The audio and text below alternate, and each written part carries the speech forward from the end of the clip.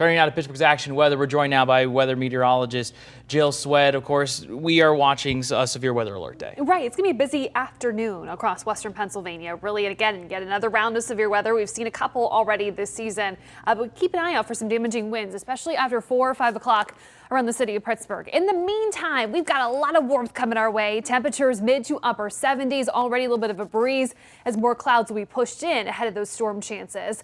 All severe threats are on the table, but damaging winds will lead the way. Eventually, we switch over to more of a heavy rain threat. That will be after dark as some localized flooding concerns could pop up, especially south and east of the city. Certainly doesn't look like it's going to be a stormy afternoon. We've got some brilliant sunshine here on your Sunday. Temperatures are going to warm fast, but of course we know that can cook up some of those storms into the afternoon. How about close to 80 degrees today? Washington 82 in Uniontown, upper 70s across a good portion of Westmoreland, Allegheny, Beaver, even southern Butler counties too. Temperatures will be a touch cooler as we travel closer to I-80 as you get the storms first. So in the meantime, we are breezy, very warm, 77 in Pittsburgh. Scattered severe thunderstorms after 5 o'clock for the greater portion of western Pennsylvania that would extend through even parts of the overnight hours. Everybody is dry by the time you're waking up tomorrow morning, but it will be much cooler in your 4-day plus 4 more forecast. 40s back to the 50s Tuesday and Wednesday. Thursday is another day to watch. May become an impact day for us as we'll see more rain, potentially even a few more isolated thunderstorms. The severe risk today is basically area wide for scattered severe thunderstorms. Again, this is after 5, even 6 p.m. for a good portion of the area. Damaging winds still a primary concern, so that's upwards of 60 miles per hour. Large hail threat has picked up, at least over the past 24 hours. There could be some isolated storms that produce up to golf ball size hail, and also those downpours, concerns for flooding. That extends through the overnight hours when flooding is especially dangerous.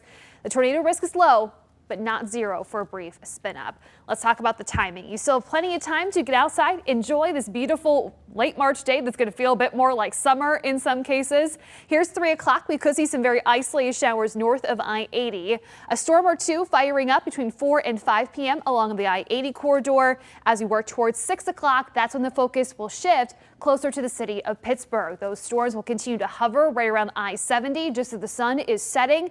Again, damaging winds, large hail, heavy rain threat will persist. Once we lose that daylight, a lot of the storms lose at least their severe qualities, but still some rumbles of thunder, very heavy rain will extend through midnight, if not beyond. And again, these back-to-back rounds of downpours, what we call training thunderstorms, especially from I-70 through the Laurel Highlands, could prompt those flooding concerns. That would even extend through the wee hours of the morning.